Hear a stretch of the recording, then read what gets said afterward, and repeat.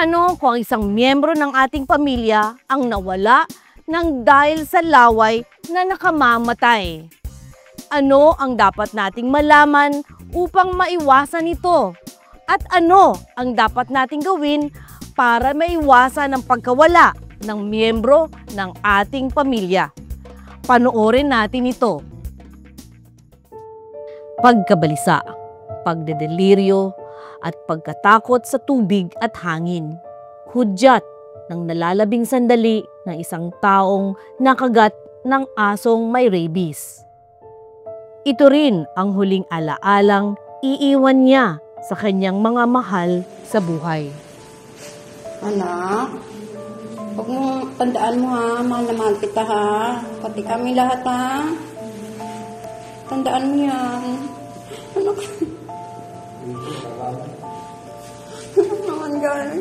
Hindi mo sinabi, alam mo naman, delikado yun, anak. Sabi mo, alambre lang yun ang sumabit dyan. Ba't hindi mo sinabi? The behavioral changes talaga. Kasi again, the rabies virus attacks the brain, no?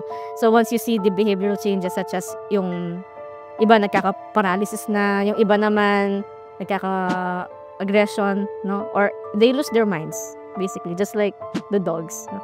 Pero pag ganyan na, unfortunately, there's no turning back. Rabies kasi, it is called a zoonotic, or siya yung virus na sobrang nakakahawa from both animals to humans.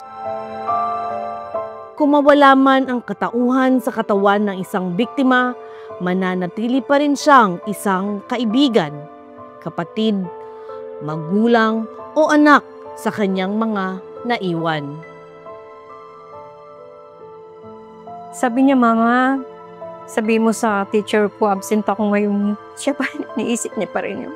Absent ako ngayon, Ma. Sabi ko, maintindihan nila yun. Sabi ko ganun.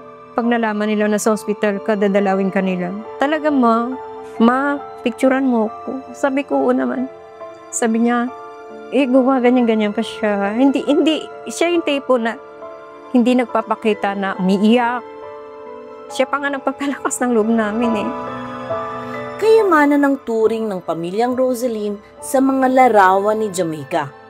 Ang mga ito ang nagsisilbing patunay na naging masaya, pagamat maikli ang kanyang buhay. Naging biglaan din kasi ang kanyang pagpanaw noong nakaraang taon sa edad lamang na 13.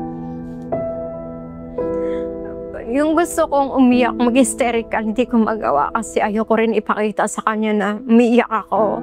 Hindi ako papayag mawala ka sa akin, mahal na mahal ka namin, hindi pwede. Sabi ko, 24 hours? Ganun agad. Di namin nakalain na ganun. Yung araw na yun, doon lang namin nalaman na mawawala na pala siya sa amin. Pero hindi po siya umabot ng 24 hours, 12 hours lang. Kasi, ang hirap. Mahal na mahal kasi namin yung batang yun. Kami na papa niya, umiikot na lang yung focus kami sa kanya eh. Pero biglang, nagbago yung buhay namin kinabukasan. Wala na siya. Sa kabila ng trahedya at lungkot na dinanas ng kanyang pamilya, kailanman ay hindi ito nagawang isisi sa mga hayop na kung tutuusin ay mga biktima rin. Sa mga magulang, lagi ko pong sinasabi na ingatan niyo po sila.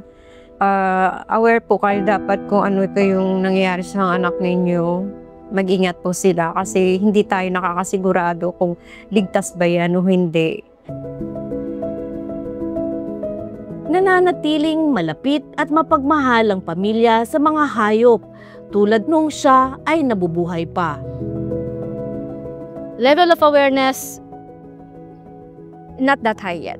But I think we are, since, for example, here in AKF, we try to educate people. Vaccinations are extremely important kasi nga, again, rabies is 100% fatal but also 100% preventable with just one single vaccination.